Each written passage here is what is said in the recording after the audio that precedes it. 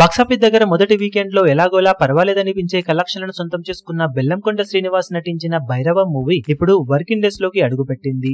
ఆదివారం రోజున almost 35,000 range లో టికెట్ సేల్స్ ను సొంతం చేసుకున్న ఈ సినిమా వర్కింగ్ డే కి వచ్చేసరికి సండేతో పోల్చితే మండే డ్రాప్స్ ఆల్మోస్ట్ 60% కు పైగానే ఉన్నాయి ఆన్లైన్ టికెట్ సేల్స్ లో. కానీ ఆఫ్లైన్ టికెట్ సేల్స్ పరంగా మా సెంటర్స్ లో పర్వాలేదనిపించే విధంగా హోల్డ్ అయితే చూపెడుతూ ఉన్న ఈ సినిమా ఓవరాల్ గా వర్కింగ్ డే లో ఓవరాల్ డ్రాప్స్ అయితే డీసెంట్ లెవెల్లోనే ఉన్నప్పటికీ సినిమా అందుకోవాల్సిన టార్గెట్ దృష్ట్యా ఇంకా సాలిడ్ ట్రెండ్ ను చూపించాల్సిన అవసరం ఎంతైనా ఉంది.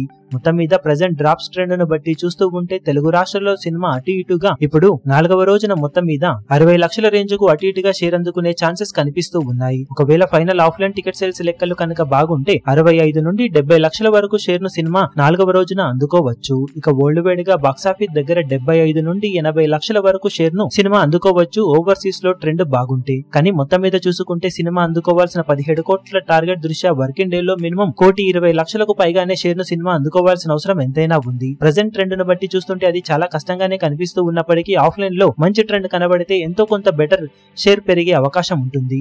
ఇక ఓవరాల్ గా సినిమా 4వ రోజు గాను మొత్తం మీద సాధించే కలెక్షన్ల వివరాలు ఏ విధంగా ఉంటాయో చూడాలి.